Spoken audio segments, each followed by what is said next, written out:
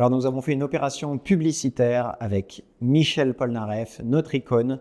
L'opération s'appelait « On ira tous chez Yomoni », évidemment une copie de « On ira tous au paradis ». L'idée, c'était de faire connaître notre maison et de faire en sorte que la notoriété de Yomoni gagne en puissance auprès de nos cibles et puis auprès du grand public. L'opération, c'était un film publicitaire qu'on a décliné dans les différents formats et l'idée, c'était de jouer, alors gentiment évidemment, avec l'image de Michel Polnareff, mais de l'avoir vraiment comme icône, comme égérie et finalement dans un rôle dans lequel on ne l'attend pas du tout. C'est-à-dire on s'imagine qu'il va nous faire ces chansons délicieuses. Finalement, il est là pour mettre en avant la marque Yomoni. On a décliné cette campagne à la fois en presse, sur les réseaux sociaux et aussi évidemment à la télévision. L'audace, c'était évidemment d'aller chercher Michel Polnareff.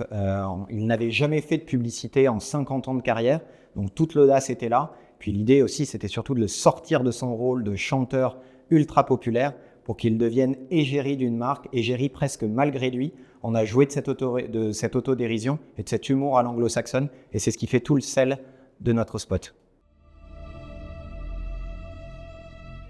Les résultats ont été impressionnants, notamment sur la notoriété, où le niveau de connaissance de Yomoni a explosé, que ce soit auprès du grand public dans sa globalité, mais surtout auprès de nos cibles, à savoir les plus de 30 ans, catégorie socio-professionnelle supérieure.